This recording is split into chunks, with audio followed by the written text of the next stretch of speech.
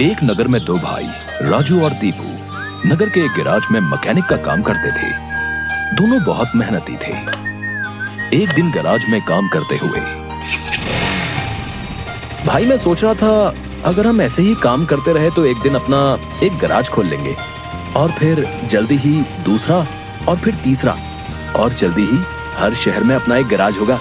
ये कहने के बाद दोनों राजू और दीपू अपना काम बंद करके मुस्कुराते हुए ऊपर की ओर देखते हुए अपने ख्यालों में खो जाते हैं। सपने में राजू और दीपू अपने नए गैराज के उद्घाटन की रिबन काट रहे हैं। तभी पीछे से उसकी पीठ पर कोई धक्का देता है और दोनों घबरा के सपने से बाहर आते हैं। राजू के बगल में उसकी गैराज का मालिक, ग्रे शर्ट, काले पैंट, सिमटे हुए बाल और आंखों पे चश्मा। तुम दोनों से एक काम सही से नहीं होता। कल एक गाड़ी तुम लोगों ने बना के दी थी, ग्राहक का फोन आया था, उनकी गाड़ी से धुआं निकल रहा है और रास्ते में बंद हो गई है। ये 1 महीने में तुम्हारी 8वीं शिकायत है। मैं तुम दोनों को अभी काम से निकालता हूँ। निकल जाओ मेरे गैराज से। मालिक, पर यह भी तो हो सकता है उसकी गाड़ी खराब हो। हमने तो ठीक से ही काम किया था। खराब गाड़ियों को ठीक करना ही हमारा काम है। निकल जाओ यहाँ से। और मालिक दोनों को धक्के मार के बाहर निकाल देता है। राजू और दीपू अपने छोटे से कमरे की बिस्तर पर हैं। सामने की दीवार पर विष्णु भगवान की तस्वीर टंगी है। दीपू राजू से, भाई हम हर जगह मन लगा के काम करते हैं, फिर भी हमें हर जगह से निकाल दिया जाता है। किसी को हमारी कद्र ही नहीं। हाँ भाई, यहाँ किसी को हमारी कद्र नहीं है। चल किसी दूसरी जगह जाते हैं, वहाँ शायद हमारी कीमत हो। भाई पर हम वहाँ करेंगे क्या?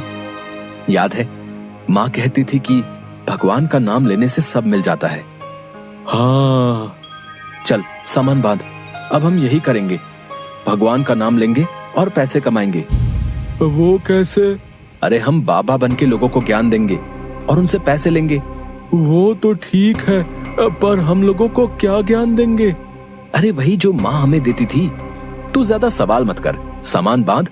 हम राजा सूर्यदेव के चंपक नगर जा रहे हैं। चंपक नगर में राजू और दीपू गेरुए धोती और गेरुई शॉल में, कंधे तक बाल, गले में रुद्राक्ष की माला, पैरों में खड़ाऊ, कंधे पे लटकी मटमैली गठरी, कलाइयों में बंधी रुद्राक्ष की माला, एक बड़े बरगद के पेड़ के नीचे बने चबूतरे के सामने।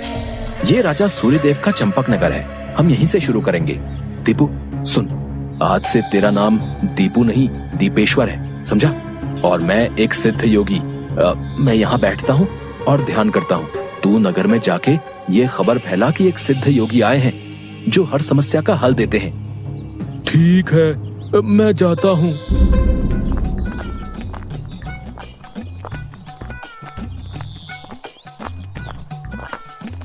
भाई हमारे सिद्ध बाबा जी के लिए कुछ दान दो।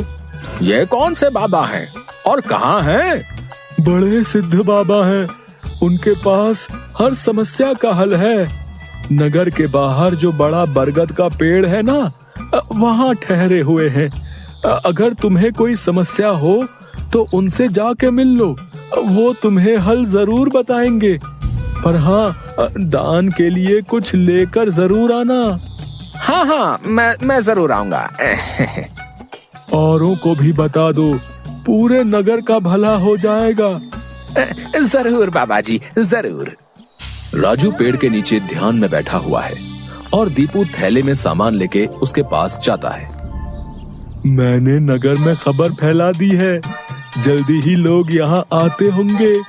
तुम तैयार रहो। मैं तो कब से तैयार हूँ, देखते हैं क्या होता है। राजू फिर से ध्यान में बैठ जाता है। तभी नगर के लोग वहाँ आने लगते हैं और हाथ जोड़ के नीचे बैठे हैं। बाबा, हमारा काम नहीं चल रहा, कृपा करें।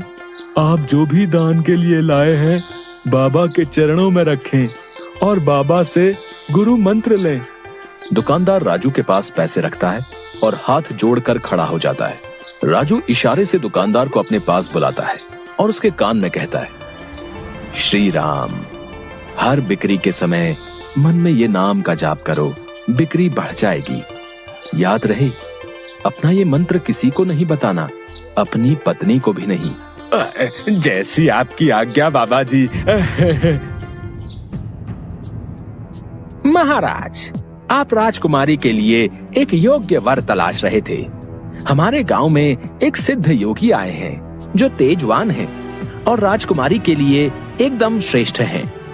गुरुदेव, मुझे आपके चयन पर पूरा विश्वास है।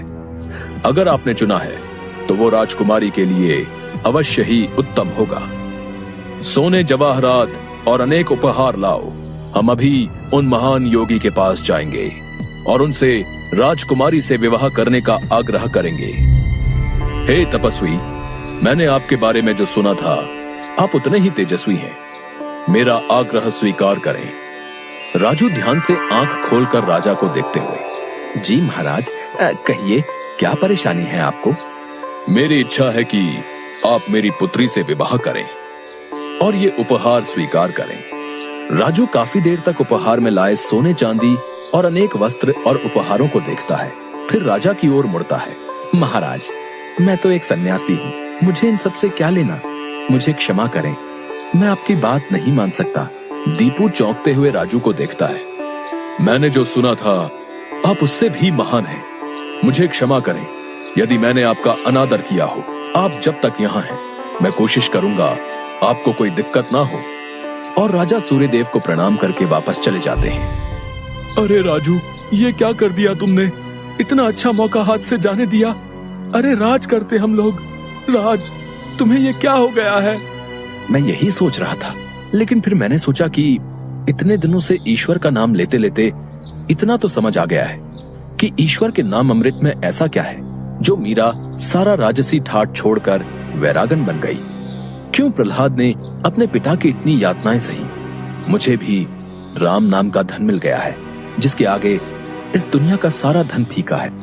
मुझे ये सब नहीं पता।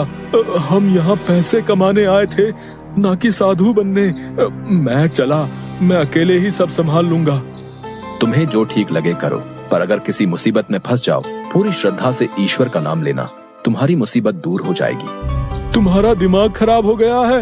इतनी आसानी से मुसीबत दूर होती तो सभी खुश होते। राजू बस उसे देखकर मुस्कुराता है और ध्यान में बैठ जाता है। दीपू अपनी पोटली उठा के गांव में चल देता है। क्यों भाई, कैसा चल रहा है? हाँ भाई, सब बढ़िया है और अब घर में सुख शांति भी है। ये भी बेवकूफ बन गया। राजू है तो चालाक। उसने ऐसी युक्ति की कि कोई उस पर सवाल नहीं उठा सकता। कुछ राशन दान करो। जरूर। दुकानदार राजू के थैले में चावल डालने जाता है। तभी दीपू, ये क्या दे रहे हो? इतनी मिठाइयाँ और मेवे तुम्हारी दुकान में है और तुम ये कच्चे चावल दे रहे हो? इनमें से कुछ दो। पर बाबा तो ये सब नहीं कहते। तुम्हें क्या करना है? जितना कह रहा हूँ वो करो।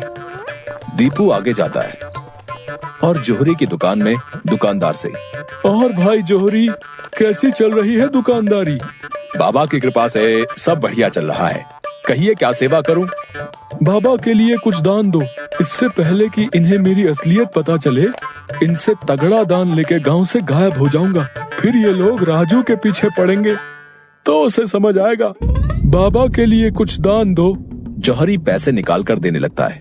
अरे ये क्या भीख दे रहे हो? बाबा की कृपा से तुम्हारी दुकान चल रही है।